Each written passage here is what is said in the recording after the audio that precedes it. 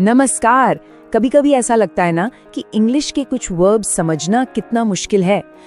आज हम इन्हीं मुश्किल वर्ब्स को एकदम आसान बनाने वाले हैं ताकि इंग्लिश बोलने और लिखने में फ्लुएंसी और भी बढ़ जाए। और ये सवाल तो बहुत आम है कि आखिर ये वर्ब्स इतने कंफ्यूजिंग क्यों हैं? पर फिक्र की कोई बात नहीं, आज हम इस मुश्किल को जड़ से खत्म करने का तरीका देखेंगे। तो आज हम क्या क्या करने वाले हैं? सबसे पहले देखेंगे कि इंग्लिश को लेवल अप कैसे करें, फिर एक्शंस और क्वेश्चंस को समझेंगे, चीजों को कैसे करवाया जाता है ये जानेंगे, किसी काम को ट्राई करना और जारी रखने का तरीका, और हाँ, पास्ट के बारे में बात करना भी सीखेंगे, और आखिर में इन सब का एक क्विक गाइड भी होगा। तो चलिए शुरू करते हैं अपने पहले कदम से।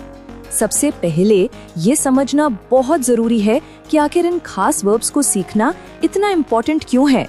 बिलीव इट और नॉट, सिर्फ कुछ ट्रिकी वर्ब्स को सही से इस्तेमाल करना सीखने से ही इंग्लिश का लेवल काफी सुधर सकता है। और हमने ये सारी जानकारी इसीलिए तैयार की है ताकि ये कंसेप्ट्स आसानी से याद हो जाएं। ठीक है, तो चलिए शुरू करते हैं सबसे बेसिक वर्ब से। ये समझिए कि सवाल पूछने और एक्शंस बताने की एकदम फाउंडेशन है। अब देखिए, इनकी सबसे बड़ी खासियत और कंफ्यूजन की वजह भी एक ही है, और वो है इनका डबल रोल।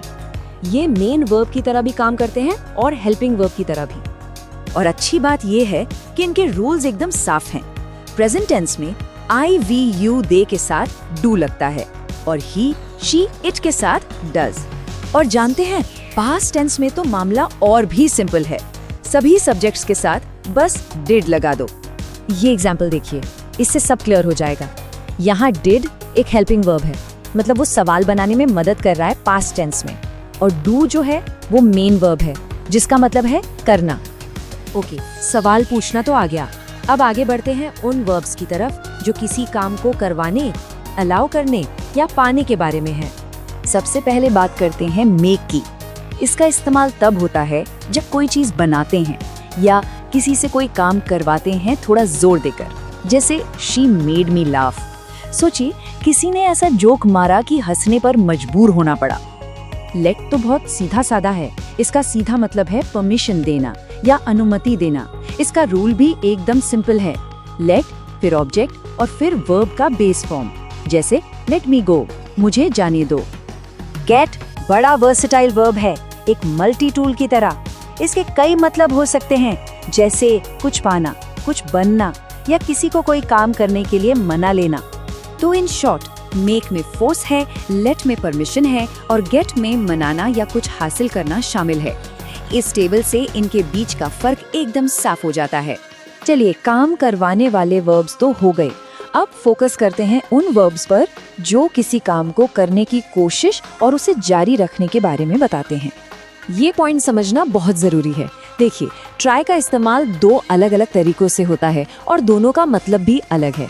एक का मतलब है एफर्ट करना, कोशिश करना, और दूसरे का मतलब है कुछ एक्सपेरिमेंट करके देखना। जैसे इस सेंटेंस में ट्राई का मतलब है एक अटेम्प्ट करना, एक प्रयास करना। स्ट्रक्चर पे ध्यान दीजिए, ट्राइड टू सॉल्व। यहाँ कोशिश की गई, रिजल्ट चाहे जो भी हो, एफर्ट इंपॉर्टेंट है। और अब ये दूसरा एग्जाम्पल देखिए, यहाँ ट्राई का मतलब है एक्सपेरिमेंट करके देखना। एक तरह से सलाह दी जा रही है कि भाई ये करके देखो, शायद फायदा हो जाए। और यहाँ ट्राई के बाद वर्ब में आईएनजी लगा है, ड्रिंकिंग। अब बात करते हैं कीप की।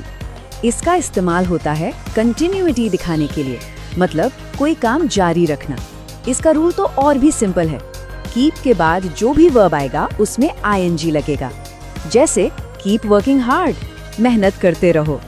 चलिए, अब आते हैं अपने आखिरी कॉन्सेप्ट पर। ये हमें टाइम में थोड़ा पीछे ले जाएगा और पास्ट की आदतों के बारे में बात करना सिखाएगा। इसमें सबसे जरूरी बात ये याद रखनी है कि यूज्ड टू का इस्तेमाल हमेशा उस काम के लिए होता है जो पहले होता था पर अब बंद हो चुका है, मतलब पास्ट की कोई आदत जो अब नहीं है। ये एक क्लासिक एग्जाम्पल है। इसका सीधा सा मतलब है कि पहले क्रिकेट खेलने की आदत थी पर अब नहीं है। इस एक सेंटेंस से पास्ट हैबिट वाला कॉन्सेप्ट एकदम क्लियर हो जाता है। तो काफी कुछ सीख लिया हमने। अब टाइम है इन सभी बातों को एक साथ समेटने का। ये एक क्विक गाइड है ताकि सब कुछ आसानी से याद रह जाए। तो चलिए फटाफट से रिवाइज करते हैं। डू, डज, डिड एक्शन और सवालों के लिए, मेक मतलब बनाना या फोर्स करना, लेट मतलब अलाउ करना, गेट मतलब पाना या मनाना, कीप मतलब जारी रखना, ट्राई मतलब कोशिश या एक्सपेरिमेंट करना, और यूज टू पास की आदत के लिए। तो अब आगे क्या? सोचिए कि इनमें से कौन सा वर्ब सबसे पहले प्रैक्टिस करना है, और जो भी सीखा है उसे अपनी बातचीत में इस्तेमाल करना शुरू कर दीजिए, क्योंकि याद रखिए प्रैक्टिस से ही परफेक्शन आता है।